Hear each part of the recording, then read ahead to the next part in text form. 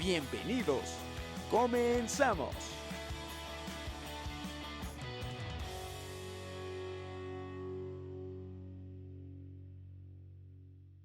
¿Qué tal, amigos? Bienvenidos a otro podcast de Voces de la Nación de la revista La Nación. Yo soy Jerry y espero que se encuentren muy bien. El día de hoy nos acompaña un invitado muy especial, Raimundo Bolaños. Él es coordinador general jurídico del PAN. Ya lo hemos tenido aquí un par de veces a Ray. ¿Cómo estás? Bien, Jerry. Siempre con un gusto estar contigo y un gusto estar en este podcast de La Nación. Al contrario, gracias por siempre sacarnos de las dudas que tenemos aquí en La Nación y pues poder compartírselo a todo nuestro auditorio. Con mucho gusto. Oye, Ray, si quieres empezamos con una preguntita random para ir calentando motores. Esa es de la pecerita. Así es, ahí va. A ver. La tómbola, y ahorita vamos con la tómbola. Que sí da pena. Con una que no es humillante para nadie. Exacto. Dice, ¿cuál ha sido el desafío más grande que has enfrentado? Si logro desarrollar. ¿Y cómo lo superaste? Estas sí son preguntas random. Sí. Muy random. Pues mira, yo creo que depende mucho sobre el ámbito que uno quiera verlo, ¿no? Ya quizás es mi última participación con ustedes en mi calidad de director jurídico del Comité Ejecutivo Nacional. La administración está terminando y quizás valga la pena un poco enfocarla para allá, ¿no? Okay. Me parece que dentro de esta responsabilidad, que por supuesto parto de agradecer al presidente Marco Cortés infinitamente la confianza que ha sido depositada en mí y por supuesto también a cada uno de las dirigencias municipales, estatales y la militancia en sí, con la que hemos tenido oportunidad de enfrentar multiplicidad de batallas en todos los ámbitos jurídicos. Creo que en estos 6 años, Jerry, lo más difícil es entender, y muchos de los que he compartido trinchera ya lo han escuchado de mí, es entender que cada asunto que llega al jurídico del partido es el asunto que es relevante para cada una de las candidatas, para cada uno de los militantes,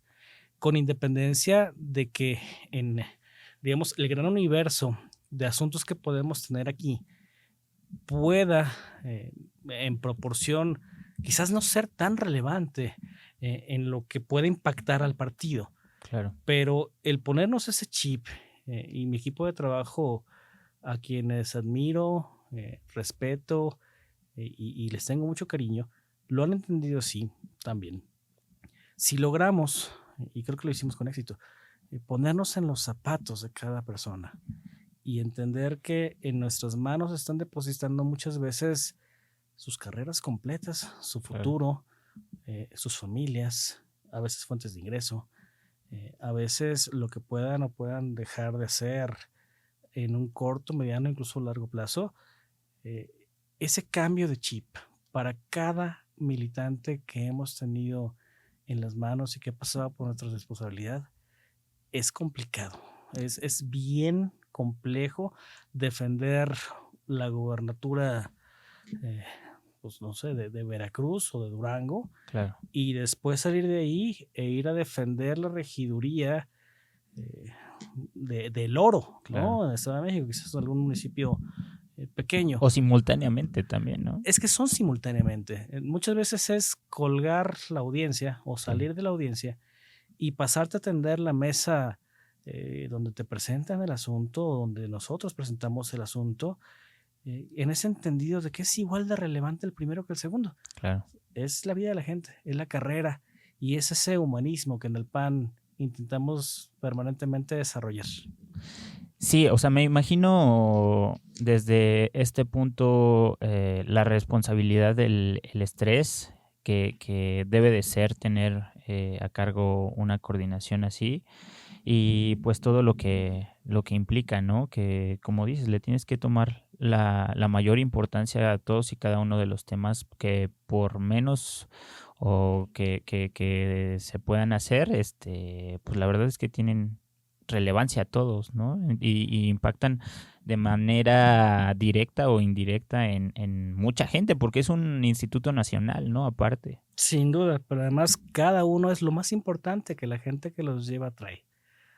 Por eso, digamos, el poner en el mismo nivel cualquiera de los asuntos, de verdad que es un reto, y es un reto bien complicado, que aquí se enfrenta todos los días, ¿no? Insisto, sí, por supuesto que impacta de forma global cuando lo ves en el ámbito territorial, ¿no? Claro. La gobernatura y quizás el municipio chiquitito, Claro. pero es el candidato a gobernador, la candidata a gobernadora, de la misma forma que la síndica y que es la candidata a regidora o a regidor, y que lo es una persona que está siendo acusada de violencia política, en razón de género o de falta de pago de las cuotas. De verdad que eh, ya el aprender a gestionar que la responsabilidad que llevas es el asunto más importante que, por lo menos temporalmente en la vida de cada uno, está teniendo, es un reto mayor. Claro, o sea, aparte de echarle coco para poder resolver los temas, pues tienes un equipo que gestionar y que también delegar cosas, ¿no? Entonces, me imagino que también la creatividad lleva, o tiene mucho que ver en este tipo de puestos, ¿no? Muchísimo, Jerry. Muchísimo, porque a veces es sacarle agua a las piedras, ¿no? Sí. Muchas veces el estudio de los asuntos, cuando llega crudo, pues tenemos nada de información. Y es desde el trabajo de las abogadas, de los abogados, que escudriñas, que encuentras y que hemos logrado tener casos de éxito grandes, ¿no? Claro, totalmente. Oye, y hablando de creatividad, tenemos un tema que nos da mucha curiosidad. Y es el tema de la semana pasada, la juez Nancy Juárez ordenó quitar del diario oficial de la Federación la reforma constitucional al Poder Judicial. Decía Claudia Claudia Sheinbaum, la presidenta, que se estaba extralimitando y que no estaba en su derecho de hacer este tipo de acciones, ¿no? Y que también le iba a preguntar al Congreso si es que se podían hacer. Al final, bueno, creo que la noticia hasta hoy es que según no servía un QR, el gobierno federal estaría incurriendo en desacato y también que nos expliques qué es un desacato y cuáles serían las consecuencias de caer en esto. Y ¿es correcto esa apreciación sobre la ley de amparo que no incide en las reformas constitucionales? Mira, un poco por partes. Déjame empezar por la parte del QR, ¿no? Sí. ¿Qué es ese QR para que todos nos entiendan? Cuando desde hace algunos años las sentencias, como pasa con las actas de nacimiento, en algunos juzgados empiezan a tener un codiguito, ¿no? En un cuadrito. Cuando se escanea ese código, se remite a una página donde se abre la sentencia. Ese es el QR. Ese QR da, sí, por supuesto, la certeza de que está siendo notificado por una autoridad competente para hacerlo, por el juzgado que debía realizarlo, que la sentencia es verídica, que proviene efectivamente del juzgador o de la juzgadora que la emitió. En este caso, pues la verdad es que el QR, que no lo abra, se puede deber a 1,000,000 de cosas, pero es público, es notorio que existió la resolución, que la jueza notificó a la Presidencia de la República, notificó al Diario Oficial de la Federación, y el hecho de que no abra un QR no implica absolutamente nada, porque tanto la parte juzgadora ya inclusive de manera pública anunció lo que hizo, como la parte notificada, en este caso Presidencia de la República, Diario Oficial de la Federación, se asumió como tal, se asumió notificada. Entonces, si abre o no abre el QR, es inclusive. Jurídicamente no hay ninguna diferencia. Okay. ¿No? Ahora, ¿qué pasa con esto? Toda autoridad, cualquiera que sea su ámbito de competencia, está obligada a dar cumplimiento a las resoluciones judiciales.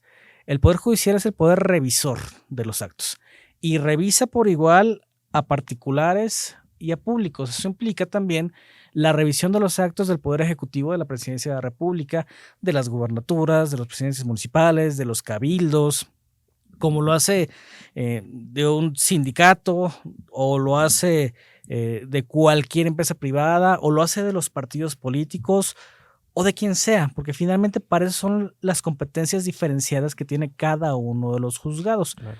Cuando se emite una sentencia judicial, tiene una vinculación de cumplimiento, significa que está obligada, ¿no?, la parte sentenciada a hacer o a cumplir con lo que le está mandatado.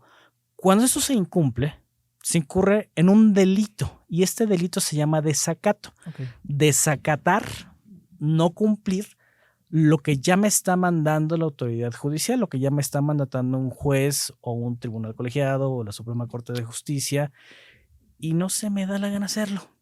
Y eso en materia de amparo tiene una consecuencia que va de 3 a 9 años de prisión, más una multa, me parece que es de 500 días de UMAS, ahora se denominan, y eso implica que es un delito grave. Sí. Ni la Presidencia de la República, porque además en 2021 hubo una reforma constitucional que eliminó la imposibilidad de juzgar al titular o la titular de la Presidencia de la República, podría escaparse de enfrentar un juicio por estas razones. Claro. Las sentencias judiciales se acatan, se combaten si no estamos de acuerdo. Para eso es, digamos, en palabras sencillas, escalonado el sistema judicial. Hay una primera instancia, hay una instancia revisora y a veces también, no en este caso, existe el amparo cuando es en el caso de particulares, pero igual una suspensión es atacable. Se puede, o sea, hay un derecho de réplica, ¿no? Hay un derecho de impugnar, ¿no? De que si no me gusta lo que está dictando un juzgado, bueno, lo llevo a una revisión de un tribunal. Okay. Y esto es lo que debía hacer el Poder Ejecutivo. No se puede, digamos, en un Estado de derecho democrático, como teóricamente se vive en México, decir no me gusta la resolución, entonces la aviento y la incumplo, ¿no? Eso es desacato, eso es un delito, eso está prohibido hacerlo y eso implicaría cárcel. Esa es la consecuencia de un desacato judicial. Se va a acordar mucha gente que nos vea. Si no lo vivió, seguramente lo escuchó.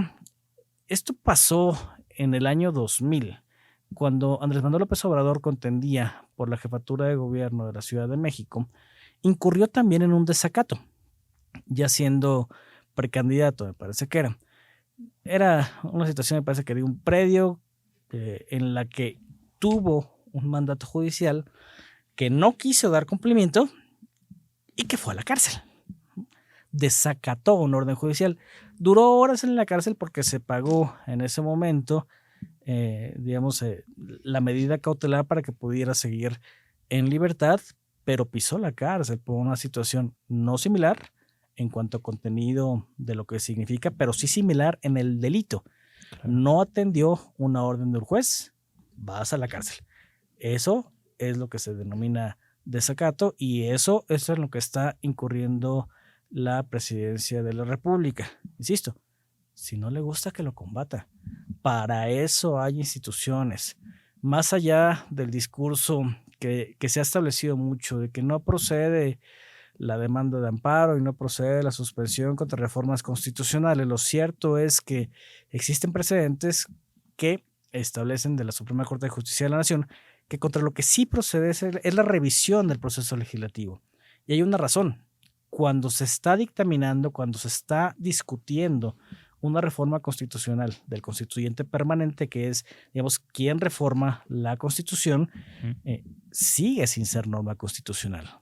Y lo que se revisa es que esa norma constitucional cumpla con todas las formalidades, que haya sido discutida de manera adecuada en la Cámara de Origen, claro, dictaminada en los tiempos y formas que debía ocurrir, con el derecho de participación de las y los legisladores, y luego en la Cámara Revisora ocurra lo mismo, y en el caso de norma constitucional, que además en la mayoría de las entidades federativas o de los congresos de las entidades federativas, la discusión y aprobación de lo que se convierte en reforma constitucional haya pasado por todos los tramos normativos internos del Congreso que debía pasar, porque esa es una garantía de que las cosas están bien hechas.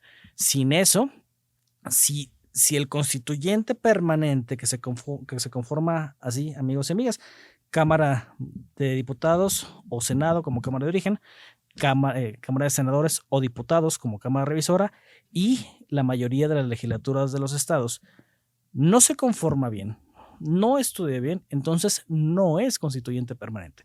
Esa es la razón por la que este tramo de las reformas constitucionales es revisable y me parece una razón muy lógica.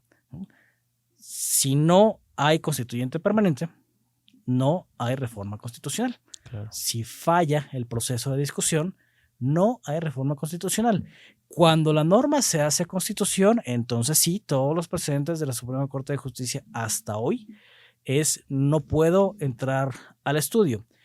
Y déjame también encorchetar muchas cosas, porque inclusive la Constitución misma tiene el mismo rango que de los tratados internacionales y algo que está por encima de ello y son los derechos humanos. La Constitución reconoce, pero no puede desconocer un derecho humano. Esos son intrínsecos de cada uno de nosotros, de cada una de nosotras. Y, digamos, lo que pasa en la ley, lo que pasa en la Constitución, lo que pasa en los tratados, es su reconocimiento. Claro. Y tiene varias cualidades, tiene varios elementos. Son intransferibles, son inalienables, no se puede renunciar a ellos, no pueden ir en retroceso, siempre tienen que crecer.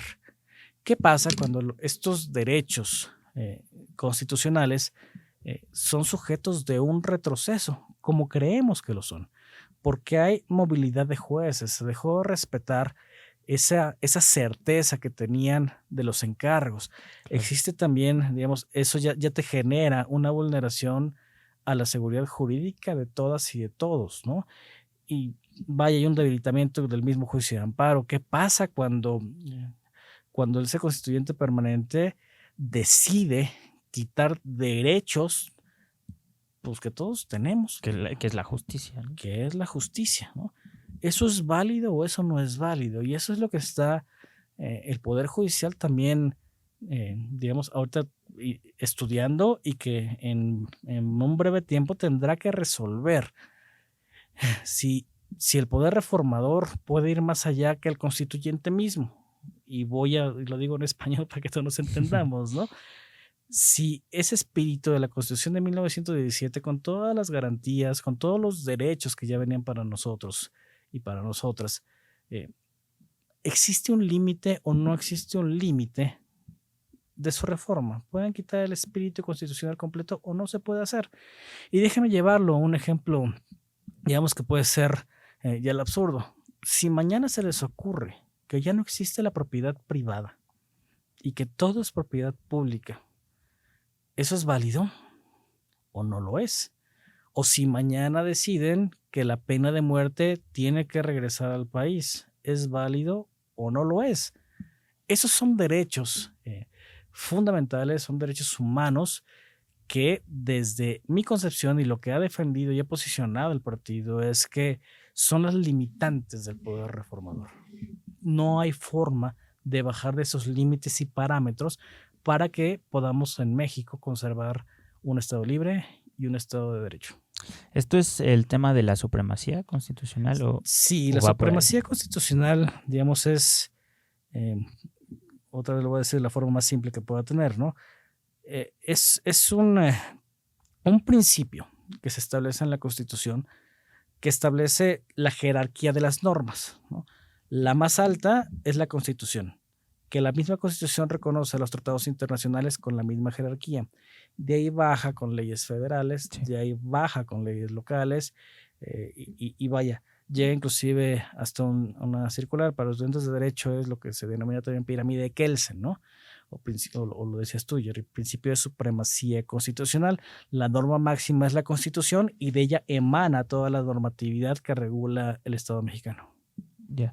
Oye, y regresando un poco al tema de la jueza, la presidenta también amenazó con acudir al Consejo de la Judicatura. Esto nos deja ver que si alguien hace algo que no le parece al Poder Ejecutivo o a la presidenta, pues como en el sexenio pasado, ¿no? O sea, se van a ir contra esa persona y contra todo lo que puedan hacer para pues callarla y hacerla pues que no pueda, pues no sé cómo decirlo, golpearlos de alguna manera, ¿no? O opinar diferente. O opinar que es, diferente, digamos, el punto crítico. Sí, sin duda. El enjuiciar a los que opinan diferente es un rasgo de autoritarismo muy marcado, ¿no? Parte de las características de existencia misma de este régimen. Ahora, en cuanto a la revisión del Consejo de la Judicatura, pues al final es eso, es un órgano revisor, es un órgano que está dentro de las instituciones del Estado mexicano. No es válido amenazar con el poder, por supuesto que no. ¿Es válido solicitar las revisiones? Sí. Y si algo no le parece a la presidenta de la República o no le parece a cualquier ciudadano, por supuesto que está en su derecho de acudir a las instancias primero para que esa determinación sea revisada y en su caso también puede solicitar sanciones. Claro. De eso que proceda es diferente. Pero una cosa es llevarlo en el plano institucional y otra cosa es quemarlo en la hoguera de las mañaneras, ¿no? Porque al momento que se acusa de manera pública, pareciera que es o un acto de corrupción o un acto mal habido, cuando lo que existe en fondo es un pensamiento divergente. Y eso, por supuesto que es válido. Puede gustarle, puede no gustarle a quien sea, pero el derecho a discernir, el derecho a pensar diferente es parte de la democracia necesariamente. Y si eso se suprime, entonces llegamos al autoritarismo, justo, ¿no? Que es finalmente donde los derechos, donde las libertades de todos podrían acabarse. Y ese es el gran peligro de planteamientos como el que hizo la presidenta de la República. Totalmente. Oye, y en el tema de la tómbola, muchos magistrados han dicho que no participarán en la elección de la polémica reforma al Poder Judicial. Lo califican de humillante y de una burla. Vimos un video en donde la están presentando en Harvard y pues la mayoría se rió, ¿no? Entonces, pues es indignante, ¿no? Para el país ante los ojos internacionales este tipo de situaciones. Tú como abogado y coordinador nacional jurídico, ¿cómo ves esto? ¿Si lo ves como una burla? ¿Qué representa? Yo lo veo humillante para todas aquellas personas que han dedicado la vida completa, Jerry, a generar un crecimiento en el escalafón del Poder Judicial de la Federación, porque atrás de las bolitas que esta gente hizo un circo público en el Senado, hay trayectorias, hay miles, si no es que millones de familias, hay mucho sudor, hay mucho esfuerzo, hay vidas, ¿no? Y llevar una palestra pública como si fueran trofeos, las destituciones de jueces y juezas que van a obligar a contender en democracia, sí, pero la justicia no es democrática, la justicia es justicia. Claro. Y otorga a cada quien lo que merece, no puede estar constreñida a la voluntad del pueblo, está constreñida a la ley, y esa es la gran diferencia. Y al llevarlo así, yo sí creo que es humillante lo que le pasó a todas las personas juzgadoras, que nos solidarizamos, por supuesto, y seguiremos dando la lucha hasta donde eso tenga que llegar. Y es profundamente injusto, porque además carecieron de un derecho de réplica, carecieron de la oportunidad de generar una defensa a partir de su propio trabajo, a partir de la trayectoria, muchas de ellas impecables, muchas de ellas tremendamente limpias, muchas de ellas, insisto, llenas de una vida de esfuerzos. Vaya, son muchísimos años los que pasan proyectando sentencias, es mucho tiempo el que se lleva cada una de las personas desde que ingresa a la trayectoria del Poder Judicial de la Federación hasta que logra el primer objetivo de hacerse jueza o de hacerse juez, ¿no? Y también son muchos sueños frustrados los que se llevaron esas pelotitas, porque así como ya muchos y muchas habían logrado ese primer o segundo, a veces tercero o cuarto objetivo, había muchas y muchos abogados brillantes seguramente, que llevan mucho tiempo generando esa picada de piedra para poder tener una oportunidad de hacerse juzgador por sus propios méritos. Y ahora hacerse juzgador va a ser un concurso de popularidad. Esa segunda parte, o esa cara de la tómbola, que es una consecuencia de la misma, No se ve, pero sí que es bien relevante. Entonces, sin duda, es un ejercicio duro, difícil. Digo, no puedo compartir las burlas nunca hacia algo ocurrido en México, pero sí comparto la frustración y en muchos casos la desesperación y la humillación que sintieron las jueces y los jueces.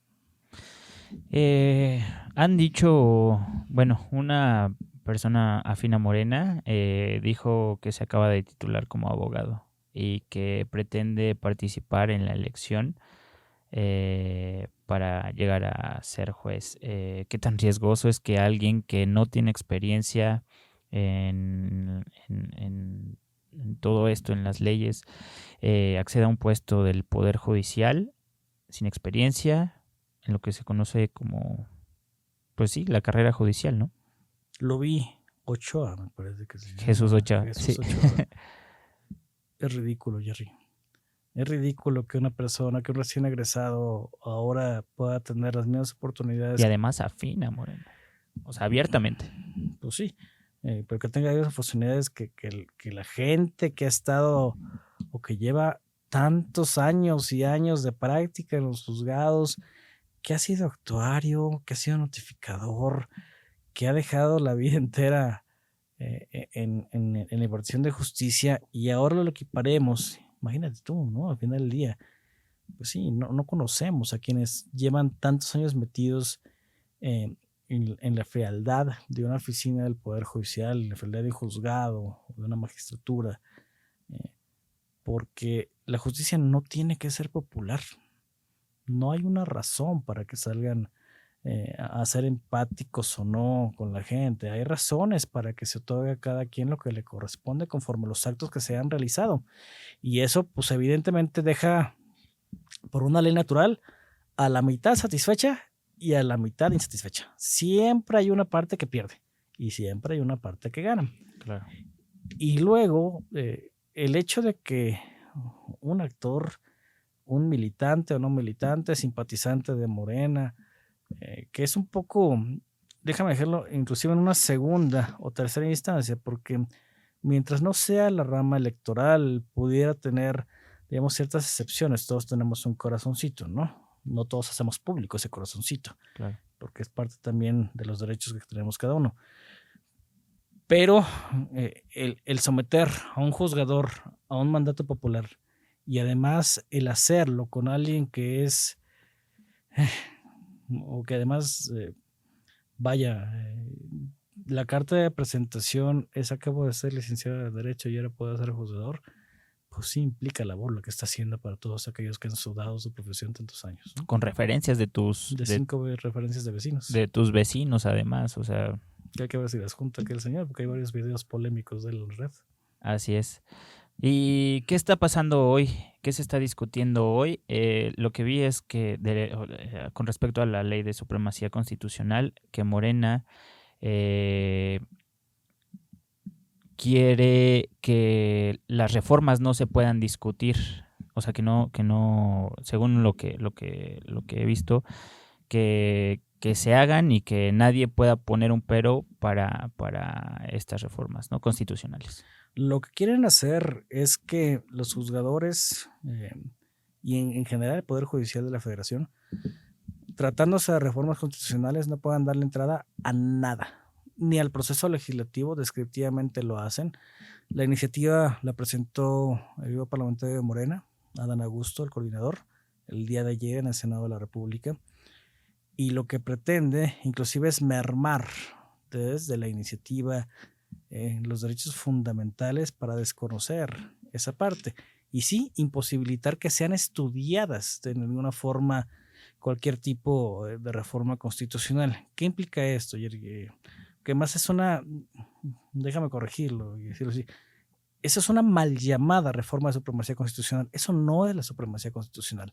La supremacía constitucional implica la revisión exhaustiva de cada uno de los actos que se realizan, como lo platicábamos hace rato, para que se convierta en constitución.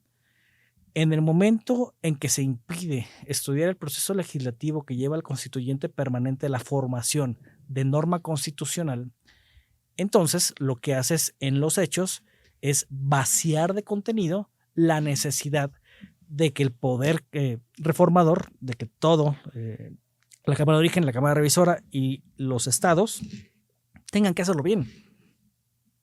Si ya no me lo pueden revisar, si ya no se tiene que determinar nada, y además con la falta, perdón de la palabra, con la falta de vergüenza que nos han enseñado en este régimen de las cosas que pueden hacer, ¿qué les va a impedir generar la publicación de una reforma constitucional antes de que pase por la aprobación de los estados?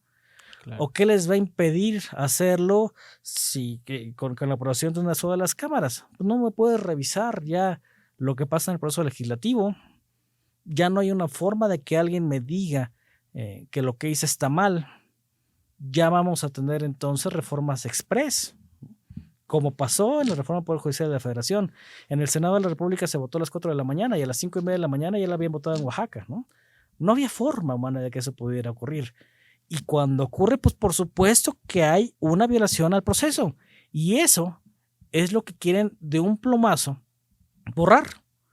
El que no exista ya un poder revisor de nadie es peligroso para el Estado, es peligroso para México, es peligroso para la libertad y para las condiciones de seguridad en la materia que me digas. Eso es lo que quieren hacer. No es una reforma de supremacía constitucional, es una reforma de destrucción de garantías. Ese es el peligro de lo que están intentando empujar con esta última atrocidad. Me decía Sebastián Grunberger que tuviéramos cuidado con la palabra totalitarismo, pero pues es que cada vez me doy cuenta que pues vamos hacia allá, no les gusta que les digan nada, no les gusta que les pongan peros y creo que la palabra totalitarismo está definiendo lo que quieren hacer con el país. Por lo pronto me parece que ya estamos en un régimen autoritario, ¿no? Que es la antesala de un régimen totalitario. Cuando deja de haber contrapesos, cuando deja de haber revisiones, cuando la voluntad de una sola persona, la presidenta de la República, a través de un grupo parlamentario que tiene una mayoría artificiosa, porque eso también no vamos a dejarlo de decir. Sí, ganaron la mayoría, ganaron el 54% de la votación, pero eso no son 2/3 partes que se requerían para hacerlo. Cuando se deja de debatir y se empieza a imponer y a toda aquella o aquel persona que se atreve a opinar diferente le lleven investigaciones, le lleven quejas, inicien procesos, estamos ante un régimen autoritario de una sola persona que quiere imponerse. Y sí, esa es la antesala de lo que puede ocurrir hacia el totalitarismo. Ray, muchas gracias por tu tiempo, por aclararnos estas dudas otra vez en este episodio. Algo que quieras compartirnos, algo que quieras decir a toda nuestra audiencia. Quiero decirte también que obviamente las puertas están abiertas. Pues vienen cambios. No sabemos qué es lo que pase, que esperamos que pase lo mejor para el partido y para el país. Pero pues bueno, es tu casa y la nación pues siempre tiene las puertas abiertas para todos los panistas. Yo bien agradecido contigo, Jerry, contigo, querido Andrés también, por tenerme en este espacio todas las veces que he venido. Es un gusto poder compartir con ustedes este intercambio de ideas y también poder compartir hacia ustedes, auditorio, un poco de lo que está ocurriendo, a veces tras bambalinas o a veces intentando traducir lo complicado que es el recibir cierta información que no se comprende quizás tan sencillo. Para mí es valioso y te agradezco mucho la puerta abierta y decirle a las panistas y a los panistas que será nueva trinchera donde estaremos codo a codo y seguirán contando conmigo siempre con mucho gusto. Así seguiremos, Jerry. Excelente, pues muchas gracias, Ray. Te estamos viendo. Gracias, Jerry. Bueno, amigos, nos vemos y escuchamos en el siguiente episodio de este podcast Voces de la Nación, de la revista La Nación. Hasta la próxima.